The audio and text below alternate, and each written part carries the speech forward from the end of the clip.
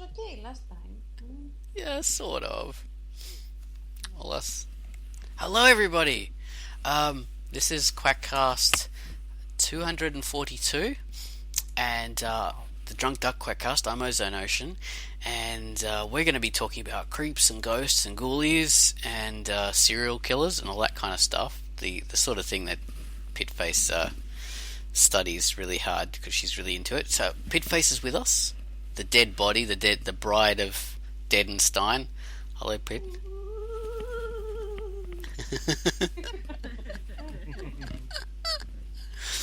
First mate Tanserine is with us as a pirate.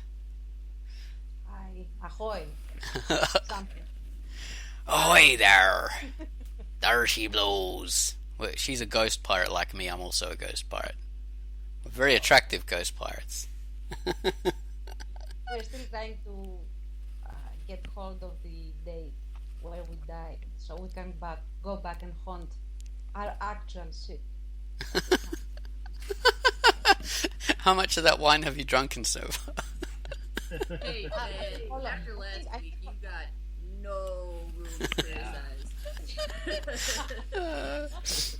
And lastly, we have Bosun's mate Baines. Hello.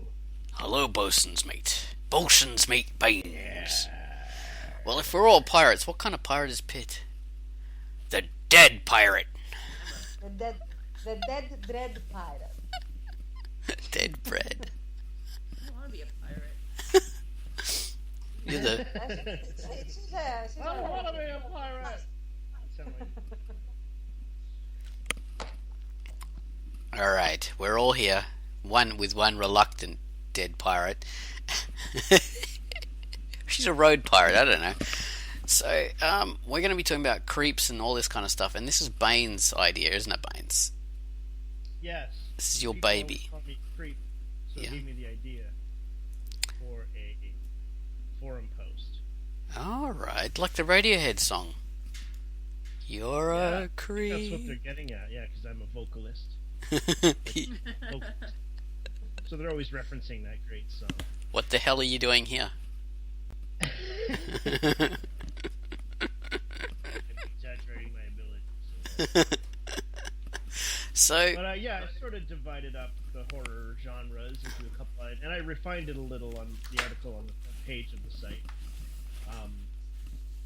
into kind of, types of horror. This sort of makes no mention of quality really, but yeah, it's kind of 3 or actually 4 divisions of different kinds of horror, and a few people commented on their thoughts on horror.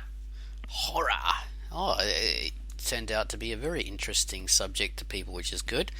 So, before we get into that, we have to introduce our featured comic, which for this week was something I'm not sure because we're a bit ahead of ourselves. So, take it away, featurer.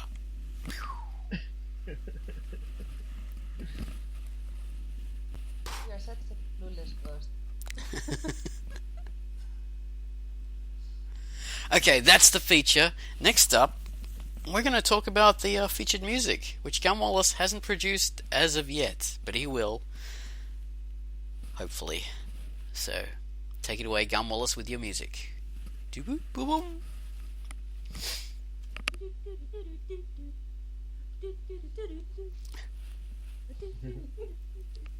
Tequila! Sorry, Gun Wallace. I would like some right now.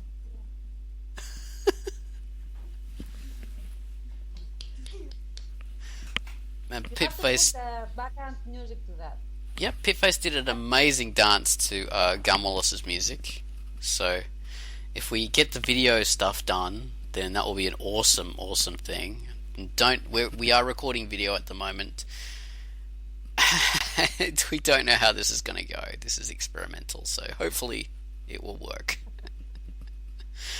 Alright, so that was our music. Baines, tell us about the topic, please, in detail. Okay, yes. With full stops and all full- punctuation, All caps? Oh, all punctuation? including underlines. Okay, well, I'll do a little riff on it, based on more on my article on the front page.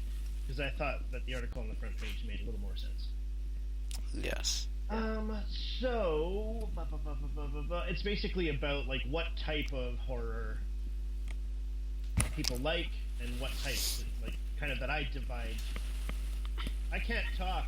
I don't know what's going on. The way I kind of divide kind of categories of Video's distracting, isn't it? yeah. Look, I'm not really even looking, so I'll stop looking altogether. That's good.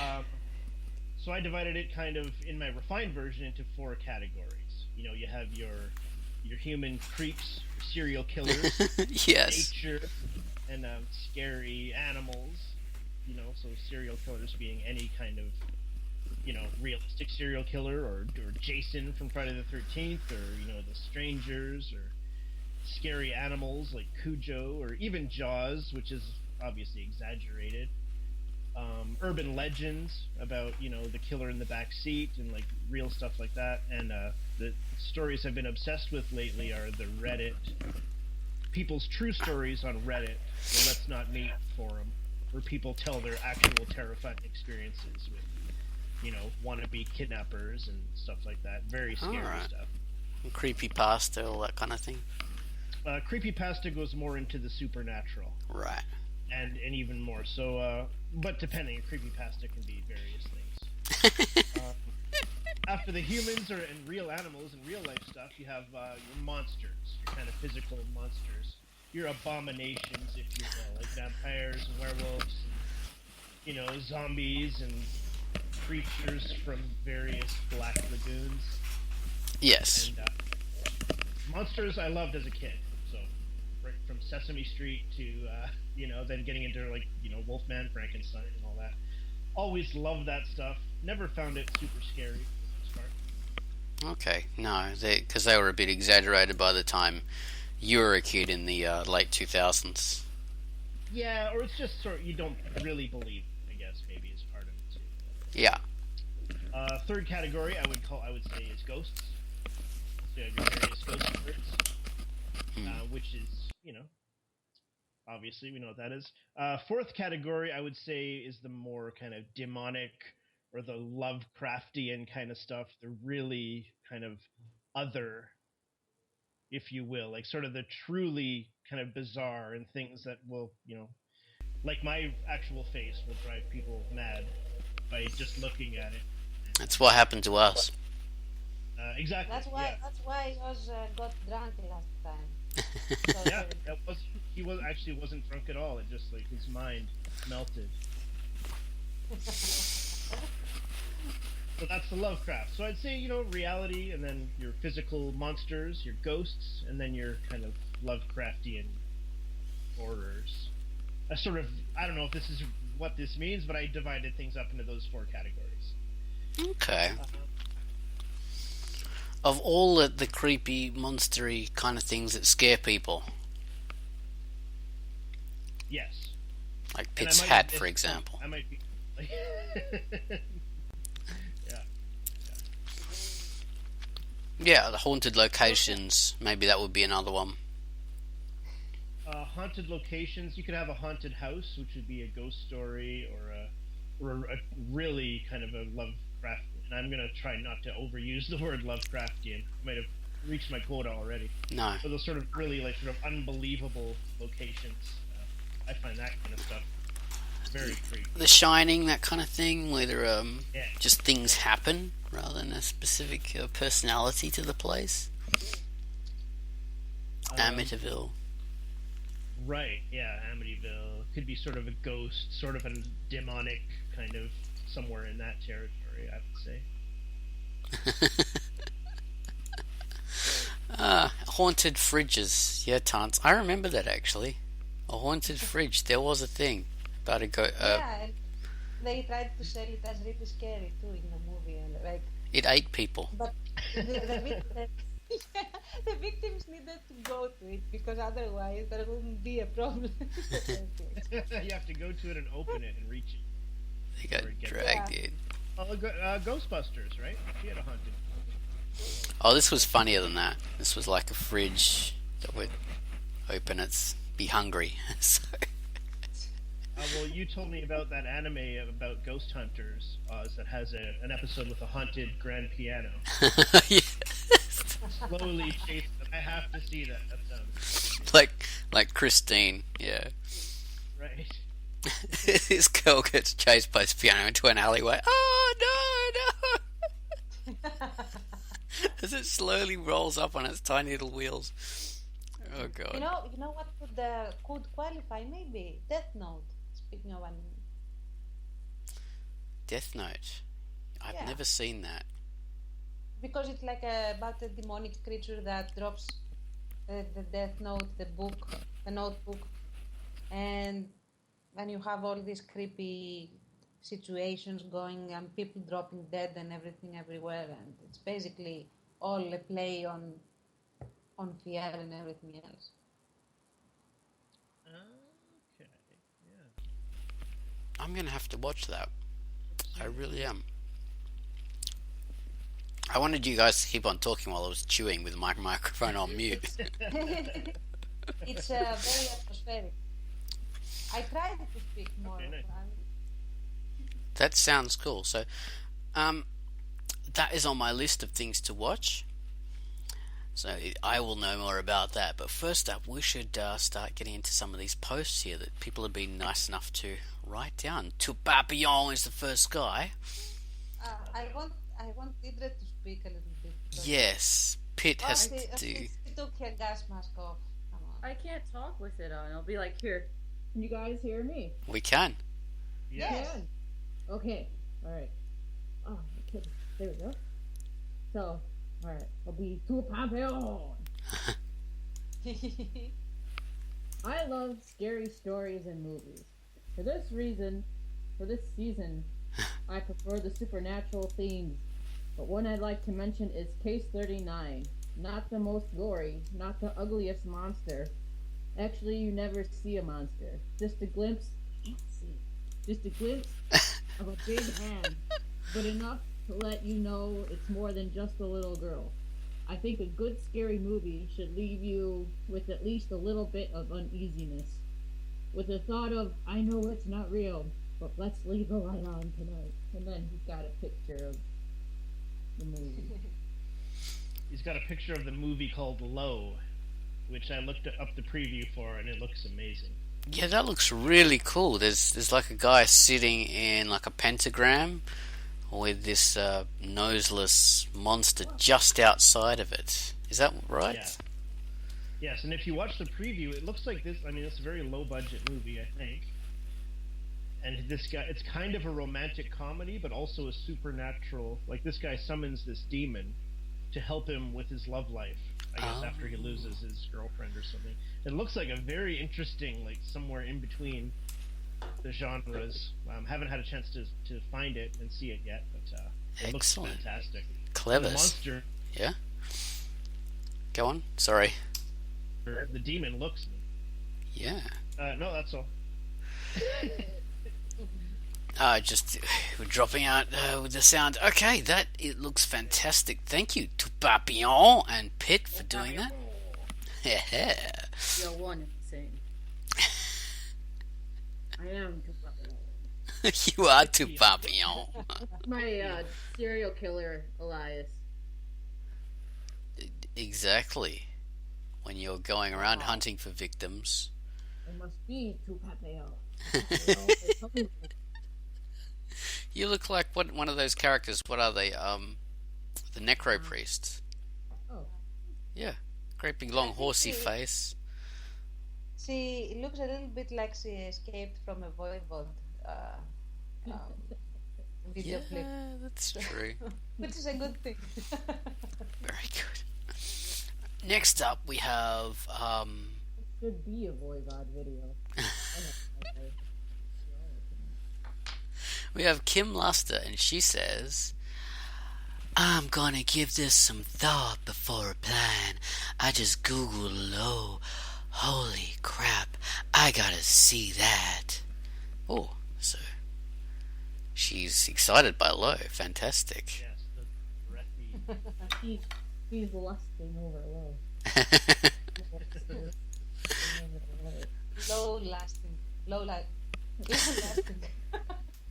And next up, we have Mr. Bravo. Baines, could you grace Mr. us? Bravo, yes. The greatest monster is man. All imagined terrors are marginal compared to the real horrors. Oh, Bravo. History. I know, it's classic, Bravo. Watch some old anthology movies where the human is trying to get into the monster club and is denied since humans are so mundane.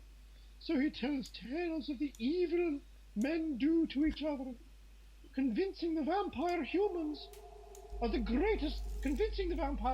that humans are the greatest monster of them all.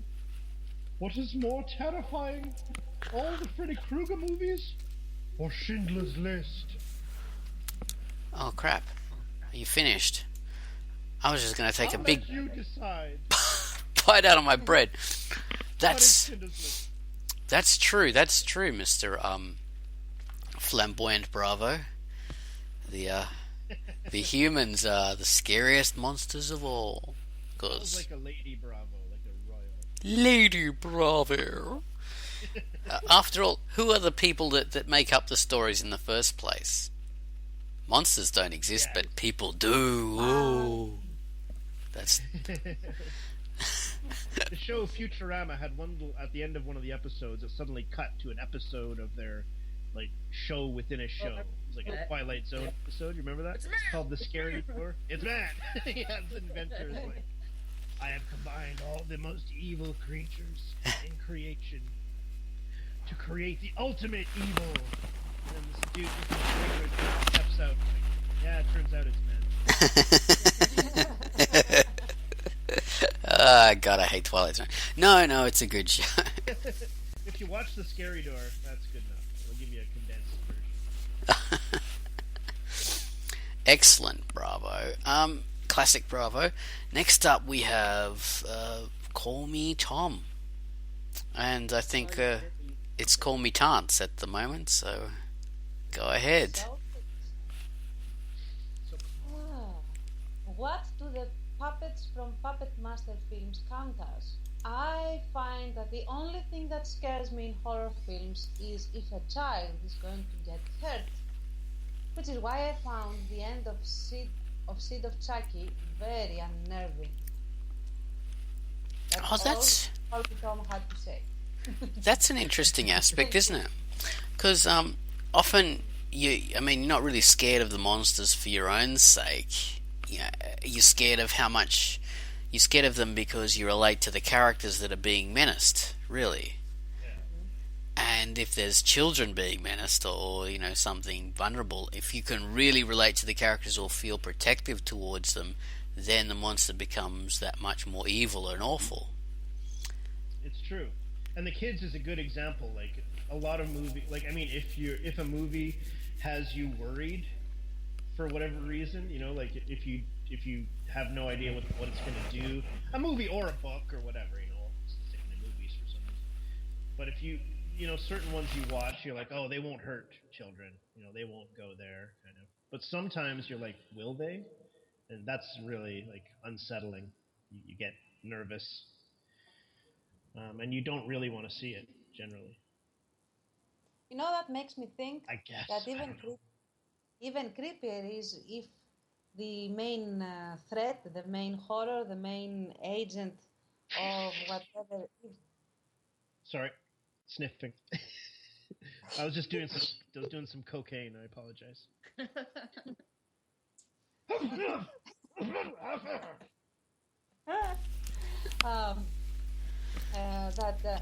Oh my God! Look what you did. You spread. Okay. I blew it everywhere. Now somebody's got to call John Travolta to shove a needle in your heart.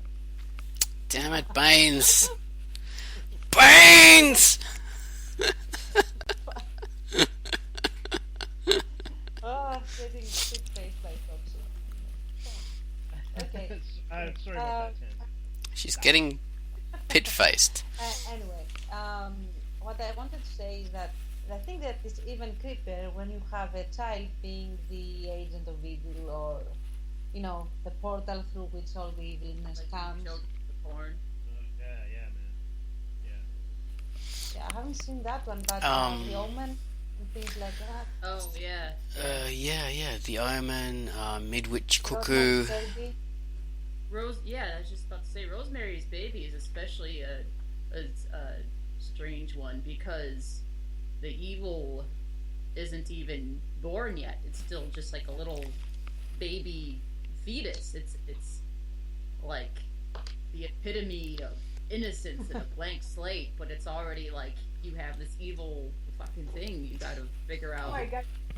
And you know what now? I thought, sorry, that we should ask right wingers if that should be aborted. Yeah. No politics in this Quackcast. Yeah, sorry. It's Bane's fault. He blew cocaine. Yeah. We always blame Baines. He's the whipping boy. Exactly. He likes it that way. I said that. Continue with the creepiness of an evil pregnancy. Yeah. So innocent things. Pregnant at all is fucking scary. I mean, if you think about it, that's the movie Aliens. I mean, it's an adventure, but I think it's also pretty much a legit horror movie because it is a horror movie. It's meant to be a slasher movie. Go on. And it's something where something else like intrudes your body and makes you carry this fucking lung buster. It's almost like rape, dude. Like, I mean, it's pretty scary shit, this fucking monster. I mean, they're scary enough as it is, but then like it comes and like takes advantage of you. I mean, the thing looks like a giant penis anyway, so yeah, that actually like sort of goes in your mouth or in your body and then grows and like bursts out of it. Yeah, I mean, that's probably the scariest part of that movie. Yeah, it's meant to be very sexual. That's why Geiger hung. That's the way he rolled.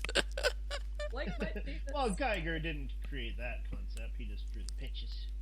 I think it was sort of like jointly influenced because Ridley Scott and whatever saw his artwork and they played off each other, because Geiger had been doing that kind of sexual imagery long before Alien.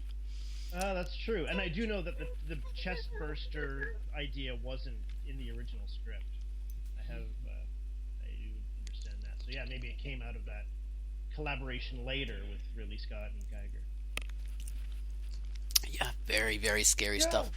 So, pregnancy, my God, something especially terrifying to the ladies, but even like men don't want to have something.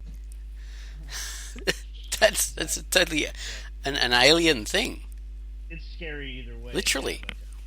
Pan's just left to go insert some eggs. Yeah, I've heard about that. She's doing the splorch thing, so taking the whole alien concept all the way, which we applaud her for. All the way. Times your commitment to the Quackcast knows no bounds. Sexual time. She can't even fucking walk out of the room, dude. Next up, we have Mr. Tourpapillon again. Oh. Could you? Your turn.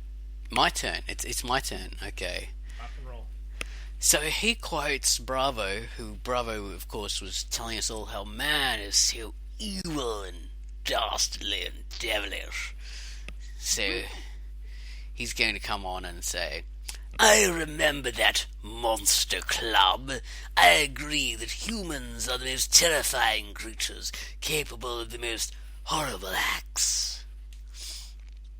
While reading the book, Half the Sky, I, regrettably, learned the concept of rectovaginal fistula. Infected intentionally on a woman as part of the tactics of war of dominance here. That's true horror. True horror. I remember throwing the book across the room in disgust and anger. Ugh, it's disgusting. Ugh, I reject thee I and just- your I could see it. Just like, fistulas. get down to me, huh? Go away with you. Go away with you. Disgusting vaginal fistulas. I Can you must. imagine just seeing a guy sitting there and reading, and then like he just throws a book? Like, dude. Exactly. Tance is shocked. She has no idea what's going on. No. Can't hurt. Physically hurt. Tance, the content of Papillon's post would turn you mad. Disgust and horror. It is so disgusting. So next up we have Call Me Tom. We have Bravo quoting Call Me Tom. Do you want to take that, Tance? It's only a very short post. I was eating. Thank you. Okay. Okay. Bravo replies to Call Me Tom. I'll make my Russian voice for that. Okay. Remember that in the Puppet Master 3, the puppets are the good guys when they take on the Nazis. Over it. Never seen the Puppet Master movies. You haven't? Me neither. No. I saw a little part of one of them on TV, I think, and there was one, a female puppet, Mrs. Leach was her name. And she, there was a dude, tied up on a bed with a blindfold. I guess it was a dating situation, but the girl was out of the room or something. Okay. And all these puppets surrounded the guy. And Mrs. Leach, leaned over his stomach, and literally a leech came out of her mouth. It was gross. It was so gross, man. X-Files. I picked up my TV and threw it across the room. That reminds me of when X-Files first started to get good. I remember I thought it was such a stupid show. My sister used to love it. Yeah, the bug. Yeah, but it really started to get good when they had there was this Russian this man who was half liver fluke or something. He was a human worm. It was so disgusting, and it was Right. done so well. It was so that was when that really started to me. It started to get good because He lived in human waste, and he would reach up through the toilet and get you. Is that what it was? I remember something that. like that. Yeah. Something like that. And he was a The only Hello, the only guy I remember from X-Files was this guy that could elongate his fingers really, really thin. Oh yeah, that was a good one Yeah. too. To cracks and stuff. And that for me was super creepy because there was no way you could keep that thing out. Yeah, it went Yeah. under doors and things. Yeah. Yeah. He could come in through your air duct. He could, squeeze in through Yeah. your You had to be coolant airtight. system. Yeah. Yeah, that was great. Very I scary. love that one too. Next up, we have a great big long post from Kawaii Daigakse. Baines, would you like to take the long post? Sure. Kawaii Nagakse. She doesn't post a lot. What's a voice for her? Kwai? What? Fairy princess. Fairy princess? I don't think I could maintain a fairy princess. What about a furry princess? Oh, you see? I don't know how that sounds different, but yeah. I don't know. Okay, let's see. The scariest part of Silence of the Lambs was not Hannibal Lecter. It was Buffalo Bill. I feel like I could talk to someone like Lecter about art or enjoy an evening at the opera. But the Buffalo Bill character was a lot more chaotic.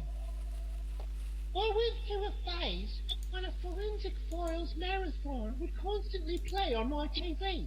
I watched, looking for patterns. Patterns, I said, and to see if criminology was a career track for me.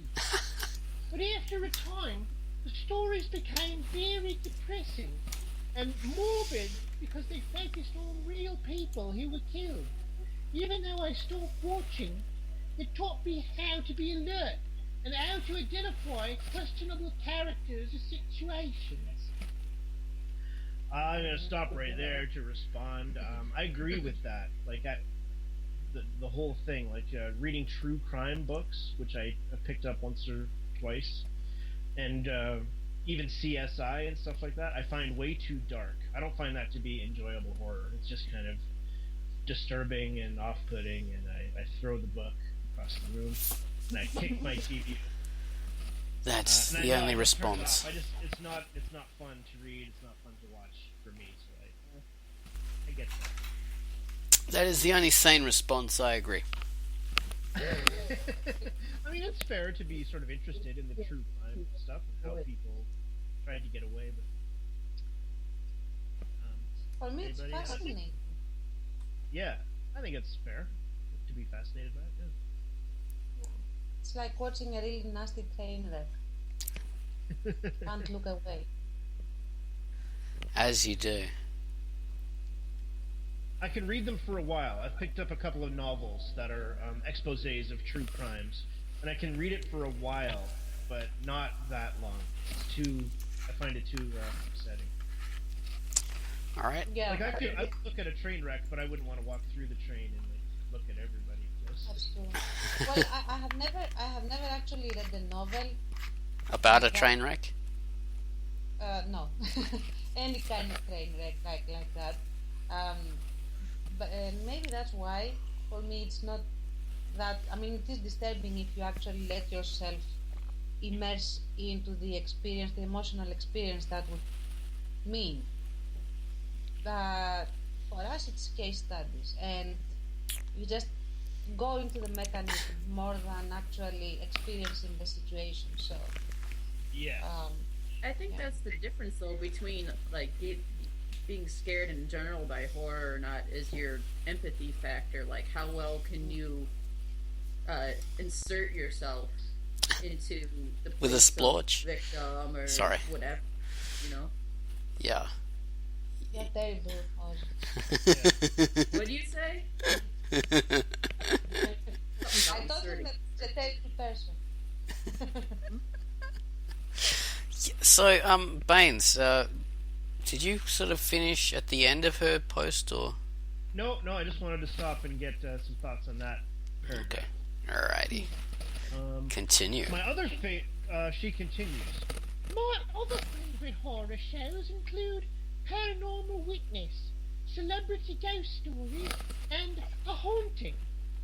I love it when talking head interviews are combined with low-budget reenactments. I live for D-list actors reliving traumatic events of someone's past. I now have higher tolerance for cheap shots when a ghost pops out in the last 10 seconds. I know I yeah. hear, man. Whenever, like, When you watch those ghost shows, you ever imagine what it's like for like the actor who's going through these shots and like trying to get into this character? Like, all right, so she walked down the hall, and then the camera angle goes all crazy and stuff, and they're like, I don't know. It just like how do we tell this person's story as ridiculously as possible? Remember my brother and I used to watch that show every weekend, and now I have the whole series on. But I love it too, those reenactments, and my brother and I would talk about what a weird acting gig that is. Especially when they use like the actual. Sorry. Yeah, it's Especially when they use like the person who it actually happened to. You ever see those and they have them Reenactments. Been like, do you imagine like how weird that would be? That would be so weird. Yeah. And even the scripting, like a lot of it is covered with narration in the final product, but like it's so many times the scene is just the actors going, yeah, I really like this place. Well, we're gonna paint first, and then then they hear a noise, and that's the whole. It's strange watching reenactments, but it is fun too. It's just, do you know what I mean? Like the dialogue is like so like mundane, and there's nothing to it. Because it's trying to be real, so there's not usually drama to the dialogue. I don't know. I find that fun for some reason. It is. They're very Although they cheap actually ghost scare me. stories. They are, yeah, and I would watch them every like I was off on Saturday night, so I'd watch it Saturday night, and it started to scare me. Like it started to really get in my head after a few weeks, and I got really like nervous. Then eventually it went away.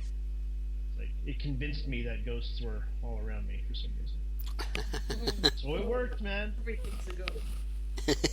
I know how that feels, man. It's kind of fun. That's another thing about horror is it a lot of times becomes fun to scare yourself. So that's another reason why people get into it, I think. Like it's almost like a high, and Yeah. after a while there's certain things you get too used to that stop scaring you, but then I don't know. It's all how fun. Very true. I guess that's my thing with getting really in depth with true crime and that stuff. Like it's not fun, really, to me. You A don't case want to. study. You don't want to. Else's. Yeah, it's like you don't want to. Yeah, exactly. So Kawhi goes on. The reason I really get into ghost stories is because I used to be more in tune with the paranormal when I was much younger. I moved into a house 6 months after the son of the previous resident died in a horrible car crash. I have read that children are able to see a wider spectrum of light and that they are more open to the paranormal than most adults. There were times that I would get terrified walking through a dark hallway because I thought I spotted a silhouette shaped like something from the corner of my eye, or that I was being watched. The scariest thing I've seen this year has to be the Marble Hornets Slender Man tapes. I have not watched the entire series, but the parts I did see freaked me enough to make a double take when I look out my window. P.S. As I was writing this, my bedroom door started to make this loud, drawn-out creaking noise, and when I looked up, the door started opening very slowly. Now I am freaked out during the daytime. I go, Poor Quai, and that was the last anybody ever heard of her. That's her last post on the site. I hope she's okay.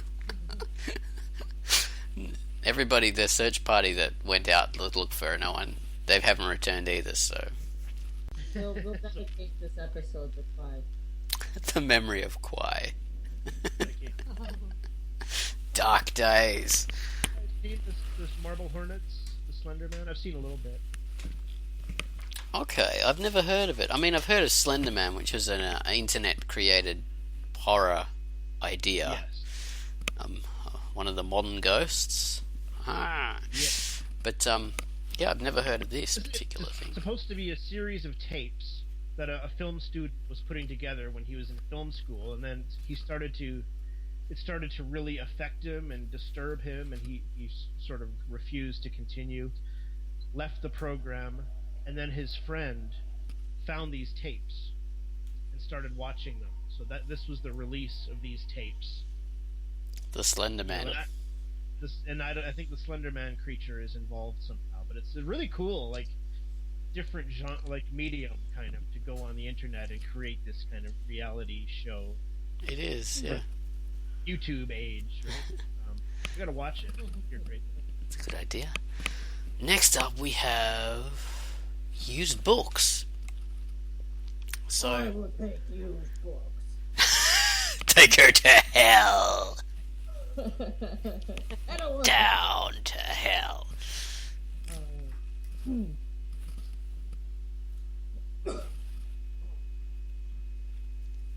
I don't watch any scary movies, not the paranormal ones or the psycho killer types. However, I do enjoy playing games with thriller suspense plot lines. I deliberately seek out the ones with nothing supernatural. Supernatural things aren't scary to me or interesting. They are boring and leave me feeling detached from the story being told. I am fascinated by a good crime story, though. Serial killers are much scarier than monsters. They are real freaks, and humans are horrific monsters and need help from magic to be so. Also, fictional serial killers are much smarter than real serial killers. which makes them interesting and more terrifying. I confess to also being creeped out by anything body horror. There is one episode of The Twilight Zone I absolutely cannot watch.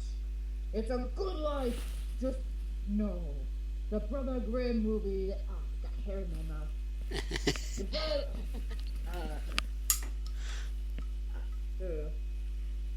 The Brother Grimm movie that came out with a couple of years ago. I could barely get through it. Of course, both of those things creeped me out far more by the shadows than anything shown in graphic detail. The suggestion is scarier. One more thought. There is an episode of MacGyver I cannot watch. What? You can't watch MacGyver. Oh, I that know one. the one. The mullet. One where a swarm of ants is destroying everything in its path. That made me wince around large numbers of ants for decades. Most nature fights back ones don't bother me because flawed science turns any horror scenario into a farce. But the MacGyver episode was realistic and researched and scary as hell. I know the one she's talking about. It's called Gumbo's World, if I'm not mistaken, which I don't think I am. And it was pretty intimidating. Because you had real waves upon waves of red ants that they were devouring everything in their path like a sort of piranha, in a sense. So if you stepped in it, no matter what you were wearing, they would just eat through it and they would absolutely, make a meal out of you. Devour you, yeah. Yeah, I cannot say I was creeped out, but I can see why someone would be. I was scared as a little kid of that concept because it's an old, really old story. Yeah. The Oh my ants. God. And that scared me then when I was little, yeah. Definitely. That would scare me the way, like that wouldn't scare me because I played with ants when I was a little girl, so I'd be like, oh, friends. But what did scare me, something similar to that, is actually piranhas, for the same reason, because Oh yeah. it's Yeah. the concept where there's something so little on its own can't hurt you, but enough of them together, and you have no defense against it because they, once again, they can get into everything and go wherever they want. They eat you alive, yeah. Yeah. Yeah. Which is a scary, scary concept, being eaten alive. It's just awful. Yeah, it is. It's Eaten even- alive by tiny things that you can't really stop. You can't really punch them. Because there's too many. I was terrified of bugs when I was a kid. It's worse than Jaws. Yeah. Yeah. Way worse. Alright, next up we have Tout Papillon. And he's talking about something. So I think it's my turn? No? I think Carry it's the mine. torch, Huh? huh? It's Tance's turn. Go on, Tance. You do it. Hands in the pants. You? Yeah. Pants in your pants, pants. Thank you for that imagery. I was just rhyming. Tance in your pants, Tance.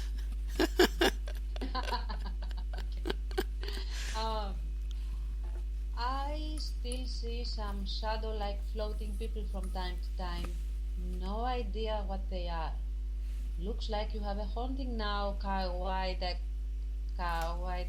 Dagshay. Make some videos, write a book, maybe a movie. And now he has a oh my, that's awesome. Now he has a cover of a book, The Haunting of Sunshine Girl, and says underneath, big bucks! And then he talks to used books. Have you ever seen those shows or movies about real parasites and other stuff that actually grow inside the human body? Avoid a large meal before watching. Yeah, that's pretty awful. I can't stand that kind of thing, parasites, infections, necrotized flesh. Ew. Yeah. It's Gross. gross. Disgusting. I think one of the scariest movie, uh, you will be interested by it, Oz, I think. Although it's exactly that what you don't like was Isarsil Tuap. It was a French one, like Okay. a hazard on the rooftops, and it was about a story set during a plague in France. And the thing is that you can never see the assault. You can only see the results. Don't know where it will strike next, and the more you try to avoid it, the more you run into it in a sense. And this guy was the only one that had immunity to the plague. So he runs through villages and stuff and tries to stop the plague. From killing people basically. But it's really like a struggle between him and an invisible killer that is sentiently mocking him in a sense. Oh, that's interesting. What's it called again? Isar sur le toit. Hussar on the Roof. Yes. Did you say? I don't know how it is translated in English. That's why I say the French title. Okay. That sounds pretty intellectual. It reminds me a bit of the Seventh Sign. Is that the one? No, that's not it. You know the film, the famous one about the knight playing chess with death. Oh, yes, I know what you're talking about. Shit, the Seventh Gate, something Seventh like Gate. That's it. Ingmar Bergman film. And I have not seen that. it's a knight returning home from the Crusades, and there's plague all over the place, and that's what he has returned home to, is everybody dying. Death has visited. So it sounds, it sounds almost as good as your story, Hussar on the Roof, which I'll be looking for, along with Death Note. Next up, we have Mr. Bravo. Baines, would you like to do Mr. Bravo? And then I'll do Usebox. Sure. Look at that beautiful pit face dressed up in her Toxic Avenger Pizza Face outfit. Very attractive. Baines, are you ready? Yes. Well, Lubed that's up? the thing. You don't get scared if you are really knowledgeable of the reality. I used to endlessly watch gory movies, admittedly for the gratuitous nudity.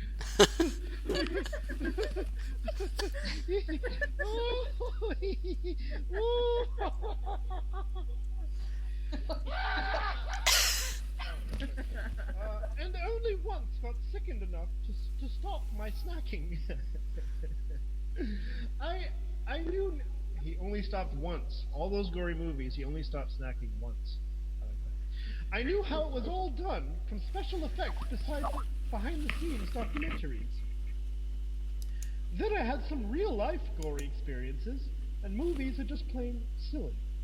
Some films are intentionally unrealistic, as if to signal not to get grossed out. The water-like spraying blood in Japanese gore films springs to mind. Yes, also Evil Dead. Stuff like that. As for the supernatural, when you read and know all the skeptical literature, and know how to do proper research as opposed to glomming onto specious legends, ain't nothing there but the mirrors, smoke, and a guy behind a curtain, don't you know? Most other things putting there through your interpretation of events as opposed to the actual turn of events. Sure, there are happenings.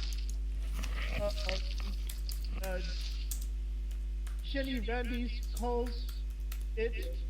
Sure, there are some happenings of, as Jenny Randy's calls it, high strangeness. But that too may not be anything to be scared of, but indeed something to be sought out and relish. And just the same as biological movies don't bother use books, except to remind her of their inaccuracy, the same is with me and most of the supernatural. I know the literature too well. I know everything. And unfortunately, I skipped over.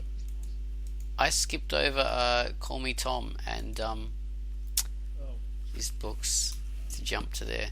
But anyway, yeah, Mr. Bravo had an couple of interesting points to make, didn't he?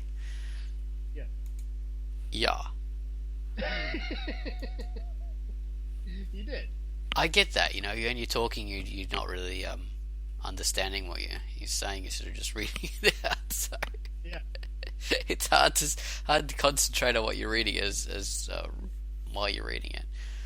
Focus on not falling out of my chair. But those Japanese movies are very, very silly with their over use of blood and gore and all that. They've sort of misunderstood the concept of horror in a way, I think. Or have they understood it well? You know, if we're talking about stuff that's too realistic, is maybe not as entertaining. Yeah. They're not trying to replicate what's going on over here. Yeah. Right. Yeah. I think a lot of horror lately has become too like realistic and gritty. Grimy. Yeah, I hate. Enjoyable. There, there's the style of horror of what they call it, torture porn. Yeah, Right. like Where- Saw. The Saw yeah. movies do that. Hostel, things like that, where the Hospital. Saw. yeah, so I lived through that when we went over to Greece and we stayed in Dioscoro. but I survived by betraying Pitt, and unfortunately she escaped after me, and she's going to get her revenge one of these days. So I'm living in fear. Wake up with your own head looking at you. From the girl. Yeah, I wouldn't want that to happen again. Jesus. No, you don't want to see that. So I betrayed her, and she's after revenge. So that's a horror story in its own right. But I yes, just want your stylish hat, that's all. I'll bribe you with my hats. Yeah, those kind of horror things, that's just gross in a lot of ways, and that interests people who are into just torture gross. and yeah. So we Not entertainment. Duh, it's Yeah. gross. it's gross. And it's a bit, I mean, it's very pointless because a lot of things don't really make sense. They're there just for the torture purposes or the gore or whatever. Wouldn't really make sense in any other context or any other movie. So, Well, when it started out, it made sense, but when it became overused, it lost its the thing that started it. I mean, mainstream wise, was the Saw movies, and the point was what to make you ask yourself whether you could do the things that these people had to do in order to get out of the situations. But then, once the trope is used too often, it kind of loses its impact and just becomes like a sicko fascination. Exactly. Actually, the first Saw is a pretty awesome movie. There's very little actual blood in it. Just the first one, and they got way more grim and less, like you said, less impactful, and also more blood and gutty as the series went on. Made in Australia too, the original ones. Oh, really? Yeah, and all the props were real too, apparently, in the original one. A guy actually made them all, welded them together, and this They call the handcuffs and chains. And actual real things, not rubber props. It's made of steel. The Babadook, also made in Australia, which is an okay movie. Yeah, Babadook. Very neat character, monster. I've never seen that. me neither. It's I don't know if I recommend it or not. I'm not sure.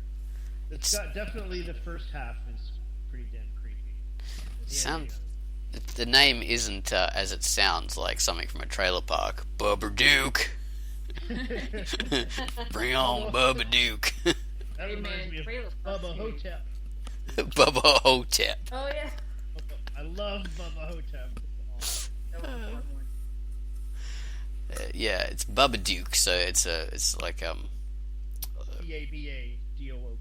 yeah, like a name of a demon or something, a ghostly creature. Right. Next up, we have used books, and used books says she's quoting to Papillon. Bugger her. Well, she's. Wait, hang on one sec, you guys. I Yeah. hope we're not running over time. It doesn't feel like it, I don't think. But what about what Bravo says about Supernatural's not real? So if you do buy into it, you're like a knuckle breathing mouth dragger like Bane. That was a subtext. Come on then, man. Like, you have to. It's fun to buy into it a little bit. And granted, alright, so when you're. During your waking hours, days. When you're in the middle of the day like this, of course you don't buy into it. Who would? But it's when you're alone and your mind becomes more vulnerable, and you kind of go back into that primal instinct that we had when we were living in caves and shit, and you wonder what could be out there, what don't we know about, because it is the fact that we don't know about everything, and maybe if we think about it enough, our mind will conjure up some kind of ghost or demon or some shit, and then you scare the hell out of yourself. So I think what you perceive can happen isn't always the same. It changes with how secure you feel. Yeah, true. I was reading a book by Ambrose Bierce many years ago. He was a writer American writer. I think he wrote during the Spanish Civil War or something. No, earlier than that. Maybe the American Civil War, something like that, just a bit after that. Anyway, so he wrote this particular story about these two fellows talking about this horror stories this guy writes, and this young man saying, horror stories aren't really that scary. It's fair enough, but they're not really that scary. I don't get scared by them. And the guy says, well, that's because of the environment. You try reading this in like a ghostly room, an abandoned house where there's no one, just by candlelight. You read this particular story there. And so the guy does, and he dies of fright, basically. I'm paraphrasing terribly, but yeah, exactly what you were talking about, Pitt. There you go. Yeah. Ambo's in the environment, or like Pitt said, like it sits with you, and then later when you're by yourself and your mind maybe relaxes a little bit, and you start to realize that, oh yeah, there's so many things we don't know about reality and the world and what's out there. How do I know that it's not? All right. That's another part of the fun of it too, of being afraid. Like, it's such a funny thing because it's like you almost look forward to being afraid like that sometimes. Yeah. Well, that's why it's so popular. Huh? Yeah. That's why it's a popular genre. Why it's so popular. Because people enjoy the feeling. It's fun. Yeah. 'Cause it's fun. Yeah, they look forward to it. I remember my brother said, like like I said, a haunting I used to always watch, and he would talk about some of the people being interviewed and reenacted. He's like, I don't believe it. Like, I don't believe some of them. Like, they're imagining it, and all people who see ghosts are either telekinesis that they're creating, or they're imagining it, or something. Or they're idiots. Or they're idiots. And I was like, well, like that show, A Haunting, like I know that some of those people are probably, they imagined it, or it didn't happen that way, or maybe some are even lying. But to me, like, when I watched that show, I just tell him, and I did it instinctively at first. It wasn't until talking to him that I realized it. I was like, I go in assuming every bit of it is true. It all really happened.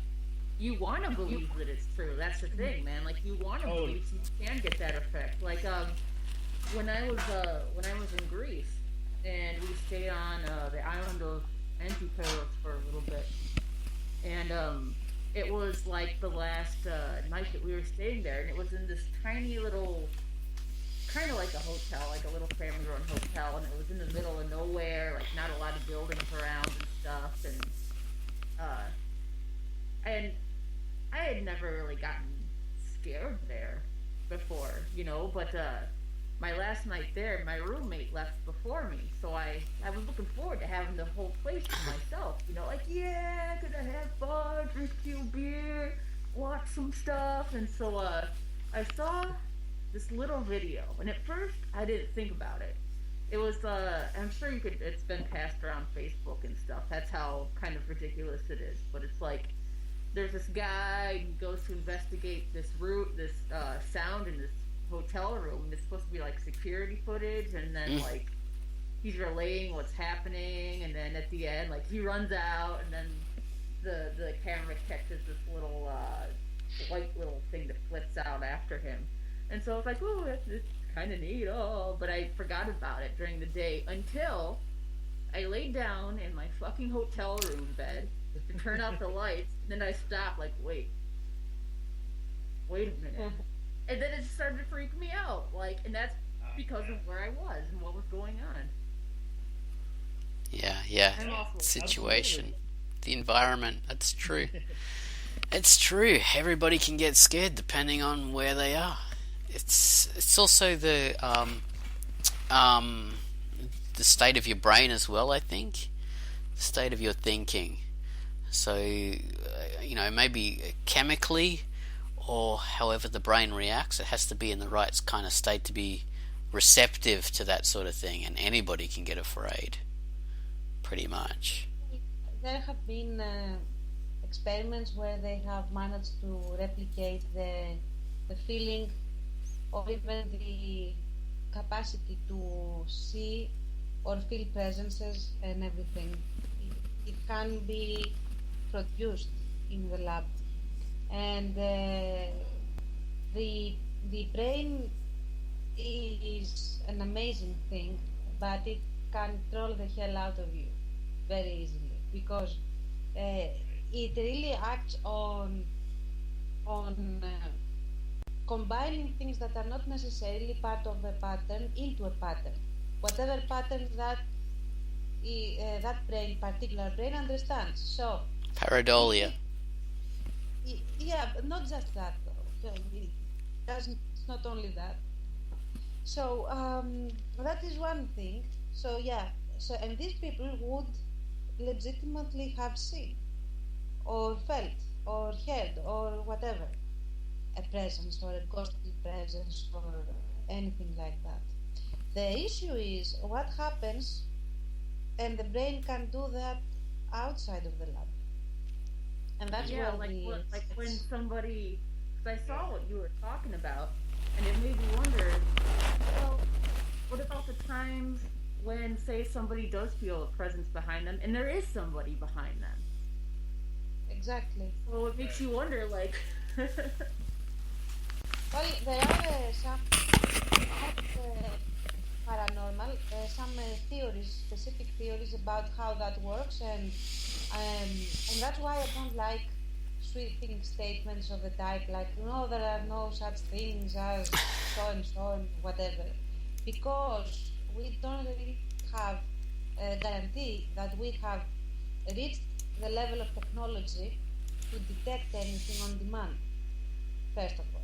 Second of all, not everyone has the same levels, the same thresholds of stimulation. So if your threshold is really low, doesn't mean that the other guys whose threshold of perception is higher and will not be able to see or feel what you see and feel is more pragmatic than you. And that's from,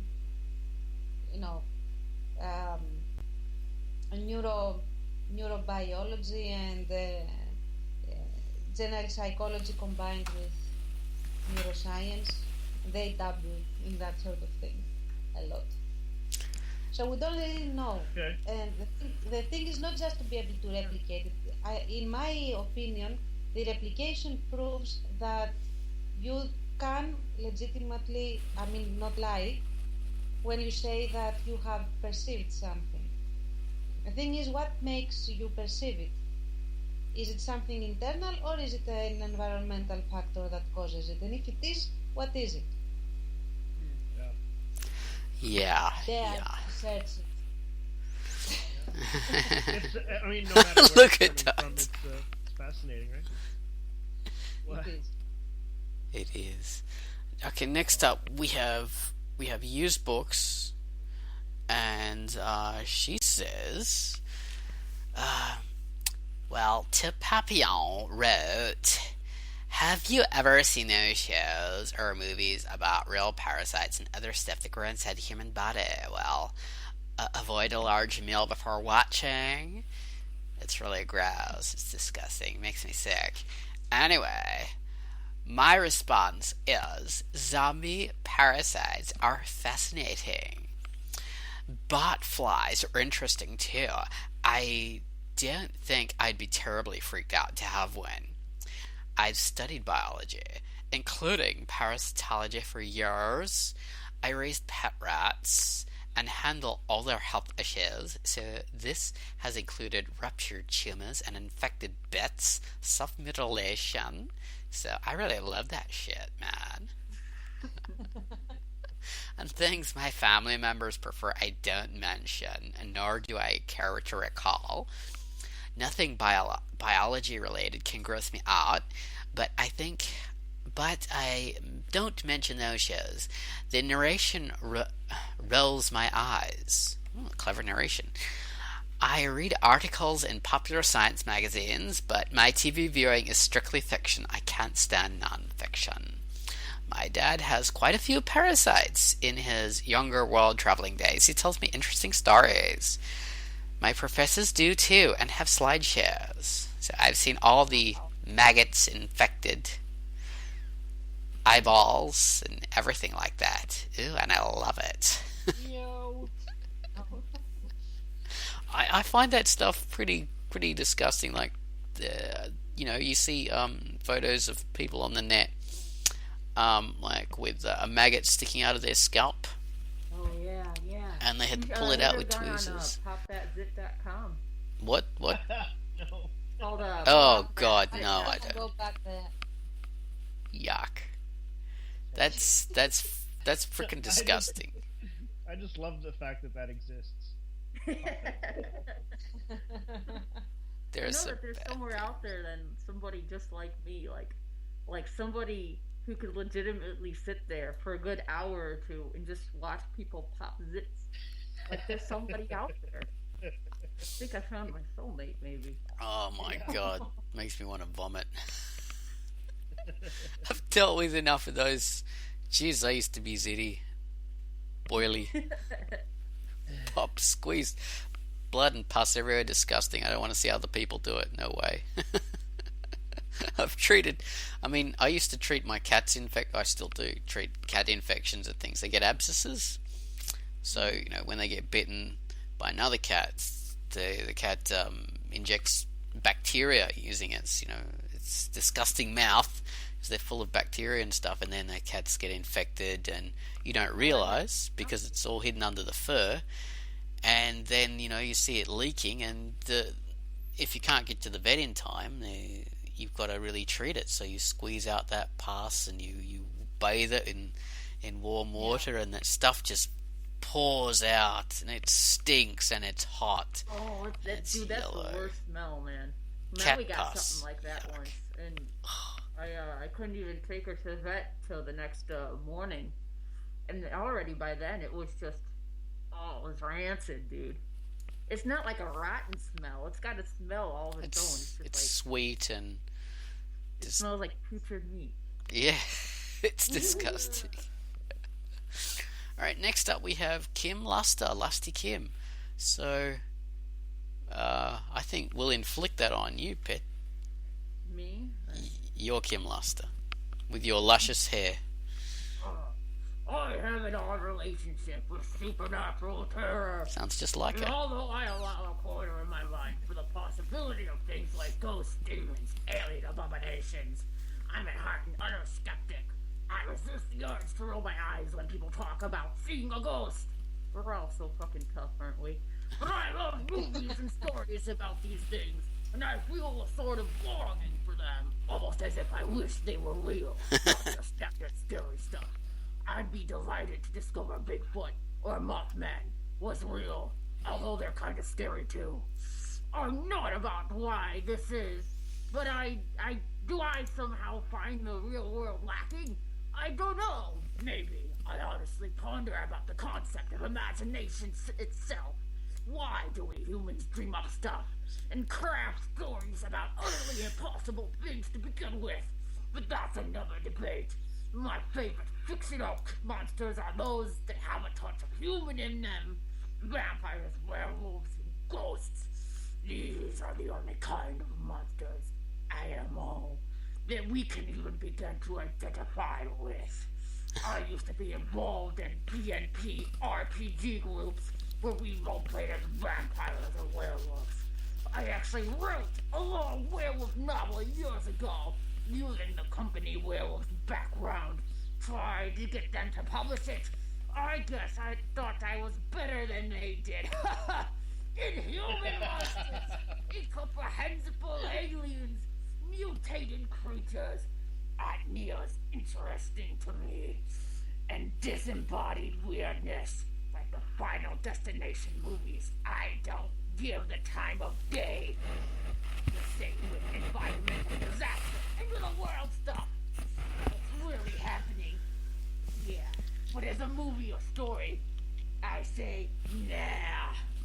Now real life, like many have said, other people can be terrifying.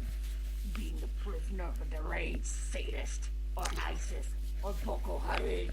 Even thinking of it makes me all a quiver.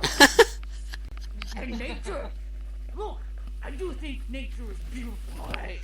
And I love wolves. For people that think we can live in peace and harmony with large predators are freaking idiots. I'm all for conservation, but it's gotta be large tracts of land with no humans. Set aside for them. Bears, wolves, tigers, cougars, my Aunt Martha. These things, if they get hungry enough, see your kids as a snack from a distance, they are beautiful. Up close, they are terrifying. So, there's another element of horror. Hold on. There's another element of horror associated with human and animal threats. Lots of us like to think there's some sort of meaning to life. But when we're reduced to the evening's entertainment and dinner for Hannibal Lecter or Simba the Lion, see what I mean. Come on, man. That was Oh, man. But your throat, I mean, I don't envy your throat, but that was amazing. Perfectly characterized with your look. That was amazing. Yes, fantastic. I'm a delicate flower. You're a sexual fairy princess. Princess. Magnificent. Wow. So yeah, Kim Luster's talking about real world sort of horror, which is interesting. It's hard to sort of make those scary. I mean, it's a different, very different thing, isn't it? Yeah. Well, it depends. It depends on your approach, I guess. Like if they were saying that, you know what, they are invading the country and at any moment now they're going to kick your door down and come in and just, machine gun the whole lot of you. I don't know if you wouldn't be scared. And Yeah, that's scary. Which reminds me, there are a lot of anecdotes of people here during the occupation that were escaping blocks and generally groups of Nazis that were trying to gun them down. Oh So they god. would run into the cemetery, and they would open the fucking grave and lie down together with the body in the casket so that they wouldn't be found out. Then they had absolutely no problem lying down alongside the dead person. They even, sort of cuddled with them so that they would fit. So I mean to say that I had a date like that once.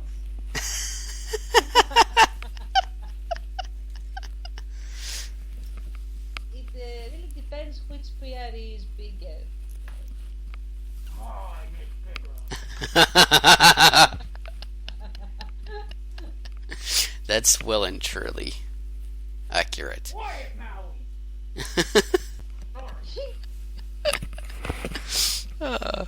Yeah, that's true. Which fear is bigger? Have to weigh those things up, and that can create, quite in fiction that can create some interesting sort of things. A person's running from a monster, but then they have to, then there is often a monster that the other monsters are terrified of, which makes things even more horrific. Like there's this one, Dead Snow, about Nazi Oh yeah. zombies or something. And Nazis are I saw frightening it enough. is, Yeah. Yeah. So It was a I very have it on very- DVD. of course you do. I've never seen that. I have to watch it. That sounds magnificent. like I think. So yeah, there is a fantastic version of Kim Luster by Pitface. I think you've raised the bar, Pit, for Kim Luster. We will never be able to repeat that. All right. Buster now belongs to me. Well and truly. Next up, we have Bravo again. Baines, Yes. do your thing. Some recent werewolf tales match medieval stories of wolves. A great missed opportunity for post-apocalyptic story would be the wolf-ravaged, depopulated world right after the Black Death in 1349. There have been a few good and scary films about werewolves where you're never sure it's real or just mental illness. Crazy people are scary, especially when they can get you to believe their delusion.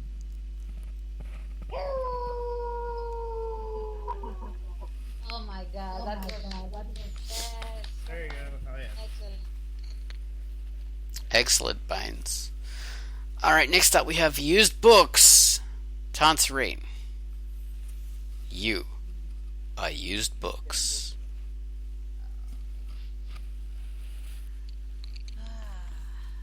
I enjoy a story where you can't tell if there actually is anything supernatural going on.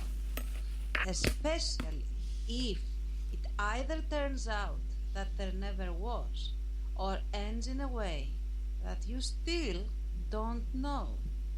As a rule, I don't watch scary movies, but I watch plenty of anthologies, especially older ones.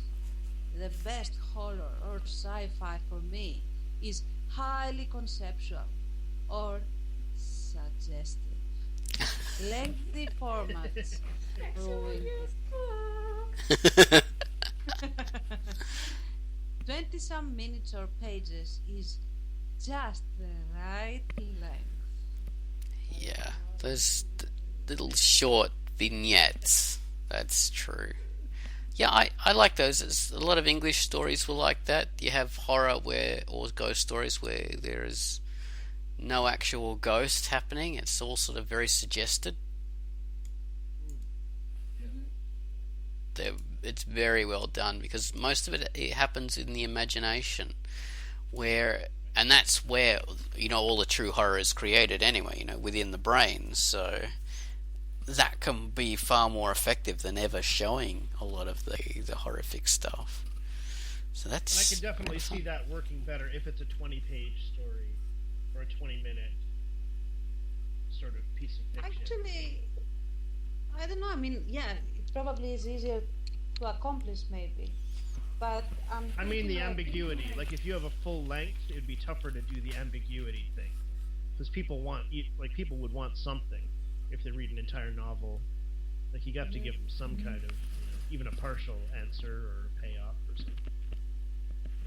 Yeah, No? I'm You think? talking more about the horror thing, but I'm thinking of the others as a movie, and I Oh, yeah. think that Oz is about to fall on his sword upside down. So the others really plays with shadow and your own personal fears and what you are scared of. And I think that it works only in the first viewing, because if you know the answer in the end, it stops being frightening, and that is, in my opinion, genius. Because when you don't know, it really makes you realize that it's really about how much you know about something, and Yeah. instead of anything else. And that was really hard to pull off. And it's one of the other things, though, that it is one of the few movies where the ghosts are also afraid of the people, Right. the living ones that come. So I like Yeah. that Like as a this, practice. yeah. That was pretty cool. And the changes in perception that happen as that story goes on. Yeah, I haven't seen that. The Others. yeah, Is that the one with Nicole Kidman? yes. Yeah. And Oh, it's the one that right. should have taken the Oscar and not Moulin Rouge. Yeah, Moulin Rouge isn't that great. No. No. Not there's ghosts in that aren't scary at all. No, you're right. I haven't really seen that one, but yeah, the concept is very good, playing with your perception like that, like a Sixth Sense, I suppose, in a way, but more obviously. Yeah. Yeah, For some reason, The Sixth Sense you could rewatch though. I don't know why, but I agree about the others. Like once you know what's happening, it's not as enjoyable. The Sixth Sense, I don't know. I was able to watch that like 4 times. and you, Even knowing what was going on, it was still effective. you see You know, dead people. Yep. I think there's a lot of times. I think we've had a Quackcast that was kind of like this before. Maybe another Halloween one where we're talking about, what's scary and stuff. And something that ends up happening a lot, though, when we talk about this kind of thing, is people kind of start dumping on the old slasher flicks and stuff like that. But see, I think even those, even if they don't make you stay up in the middle of the night, at least before they ended up becoming repetitive, they also had concepts that are very unnerving to think about. Like, for instance, Jason, well, the first one was his mother, but Jason was chasing you or stalking you through the woods, all right? Think about what he is. He is an unstoppable thing only meant there to kill you. So, and you've got the isolation, too. So that in itself is terrifying. There's something that wants you dead, and it's unstoppable, and you're all alone, and you're at your most vulnerable. Same thing with Freddy. I mean, there, you can't sleep. If you sleep, you die, but your body needs to sleep. You have to do it eventually. And you stay awake, you see everybody else dying around you. So those concepts, Cujo, man, Cujo is terrifying. And you know what Cujo does that's so amazing is it takes something like an animal, a dog, something that we love as people, something we protect, and it makes it, by the end of the movie, you just want it to die. It keeps coming back, and you just want those people to get out of there, and you want this dog to die because it's fucking real. Yeah. Yeah. Things that when we talk about this, that we kind of take for granted in these movies, and we don't bother talking about, as if we're too good to talk about them. I mean, I don't mean just us, but in general, when people have these conversations, and I think that's an indication of the ignorance that a lot of people have about these movies and what they are and what they were when they first came out. And of course, it changes once you release like your 100th Friday the 13th movie. Then it kind of loses. That's dies. true. Plus all the other slashers that imitated Halloween and Friday the 13th. Yeah. Like just hundreds and hundreds. Yeah. Things like Birds I as agree. well was very scary in its day. Birds Oh, was, yeah. Yeah. and I was still, I saw that after hearing everything about that, and still found that quite effective. So it works. Because it taps into a reality that, like, nature is powerful, and it's not going to, it's not going to not hurt you just because you're a human being. And and there's children being attacked and all that kind of thing. Awful. Sure. People coming back with their eyes pecked out. Totally, man. The power of the scariness of nature. Yeah, and the short story is even more graphic. Oh, really? Yeah. I haven't read that. I was more or less, without knowing, I walked into it because I got this book of short stories that Hitchcock had collected, and inside was the original Birds short story, and it was absolutely terrifying. I mean, you have a scene watching the birds watching you afterwards for a couple of days, and the other one that was could have been like an inspiration for Poltergeist, because it was a very simple story about basically a noisy cupboard or a noisy closet in a particular bedroom where anyone who stayed inside ended up being insane. So this girl decides to go and stay there and see what's what, against everybody else's advice, and she progressively hears more and more intrusive sounds and problems and moans and stuff like that. And now it doesn't sound scary now, but it's exactly how the story presents it, that it's creeping up on you. Like you are saying, okay, I'll read this trite and the usual story, and it's getting up in your skin, and in the end it ends up with the girl waking up, and as she wakes up, like at face level, not more than 10 centimeters away from her nose, there is this skeletal face that is looking down at her and is trying to talk to her, but because it doesn't have lips, it makes these hissy, odd sounds. And that's scary. And you don't know what happens afterwards. That's fucking scary. Yes. I think we'll end on that because we're a bit over time now. So, thank you very much for both being part of this video Quackcast. If this video Quackcast works, if not, then it's just a Quackcast. 242 ghosts, creeps, ghouls, and goblins. Baines, that was an excellent topic. That was fun. Thank you, and your bug-eyed self. Thank you, Pit and Tance. Tance Monster. Tance crewmate. Pit Monster. You've been fantastic. Now you see me in my true form, in my room of pink. uh, Lot of power in the back. Terrifyingly beautiful. It's an amazing flower. Beware, he might. It's blood red. Alright, Quackcast over. Bye bye, everybody. Bye. Bye bye.